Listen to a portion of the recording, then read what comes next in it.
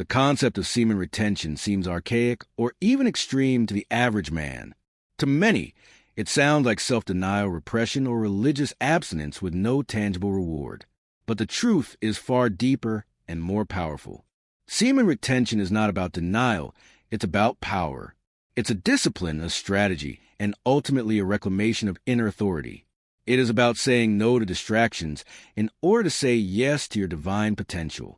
Let's unpack this misunderstood practice and explore why semen retention is not some medieval torture, but a gateway to awakening, transformation, and mastery. At first glance, semen retention might appear to be about suppression. People who don't understand a path assume that those who retain are running from their natural desires, suppressing their sexuality, or trying to impress God through suffering. But nothing could be further from the truth. True semen retention is not about shaming desire. It's about transmuting it. In fact, retention isn't about saying no to sex, women, or life. It's about saying yes to life force. It's about taking the raw energy that drives your lower instincts and converting it into ambition, clarity, creativity, and spiritual presence. The man who retains a seed is not escaping his sexuality. He is mastering it. Your semen is not just fluid. It's a concentrated essence of your being. It carries the biological code to create life. The body knows this and treats semen like gold. To produce it, the body uses zinc, magnesium, selenium, amino acids, testosterone, and more. These are not replenished easily. Every ejaculation is a full-body event. Your nervous system, endocrine system, and immune system all participate. You're not losing just a little. You're losing a piece of your biological wealth. Why do you think you feel so drained after mindless ejaculation? It's not guilt. It's a loss of power. On the other hand, when you retain, when you choose to contain the seed, you build pressure, not just sexual, but spiritual. That pressure is not destructive unless misdirected. When aimed upward, it turns into charisma, confidence, vision, and drive. Power is born in restraint. A common myth of modern masculinity is that real men don't hold back.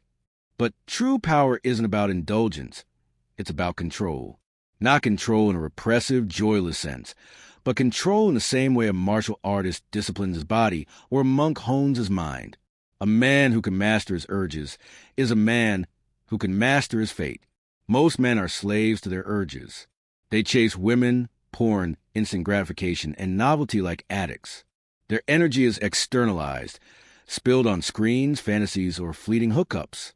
They think they're chasing pleasure, but really, they're running from their own depth. Semen retention flips the script. It says, let me feel the fire and not run. Let me take this pressure and use it to build. That's power. The ability to hold tension, to endure the discomfort of delayed gratification, and use that energy to sharpen your purpose. That's masculine maturity. Retention builds magnetic energy. When you retain, you become different. People sense it. Women sense it. Animals even respond to it. You develop what ancient cultures called ajas, a subtle essence that radiates from your being. It's not about good looks or status. It's vibrational. It's the energetic signature of a man who is full, literally and spiritually. This magnetism is not about manipulation or seduction. It's a side effect of being whole. When you leak your essence, you become fragmented. You move around hollow, constantly needing external validation. But when you're retained, you become centered, glowing with the light of unspent creative power. That light is felt. That light attracts. And here's the paradox. The man who doesn't chase gets chased. The man who doesn't beg for attention becomes the center of attention. Not because he wants it, but because he's become rare. Ask any man on retention. Something changes in his focus and creativity. Why? Because the same energy that would have gone into reproduction now becomes available for creation in other realms. Artists, writers, athletes, entrepreneurs, philosophers all speak about how their productivity explodes during periods of celibacy or abstinence. Why? Because they've channeled that sexual current into higher pursuits. Think of the sexual urge as rocket fuel. You can burn it fast and short in a small fire of ejaculation, or you can bottle it and use it to reach the stars. That's not denial. That's strategy. In ancient Taoist and yogic systems, this was called sexual alchemy. Retention wasn't seen as moralism, but as energetic optimization.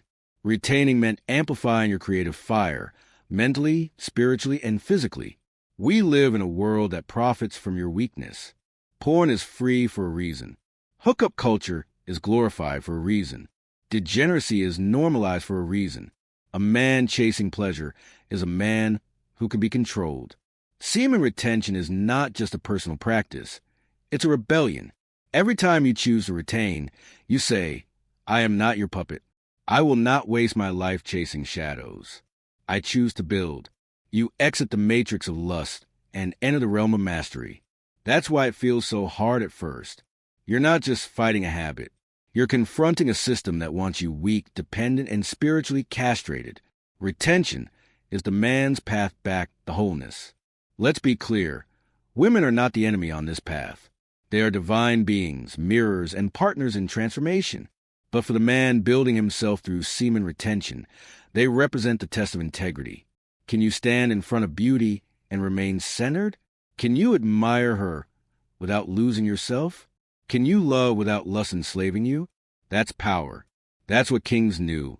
That's what sages embodied. Women respect a man who retains, not because he avoids them, but because he doesn't need them to feel whole.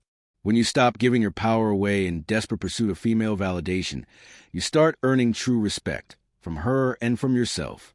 The ancient proverb says, a man without self-control is like a city without walls. Semen retention is how you build those walls, not to hide, but to protect the temple within. When you retain, your emotions stabilize. Your decision-making sharpens. Your inner kingdom becomes fortified. You stop reacting to every stimulus. You move from victim to ruler, from passive to active. You're no longer dragged by lust. You lead it. You're no longer begging life to give you something. You become the giver, the builder, the king. Let's clear something up.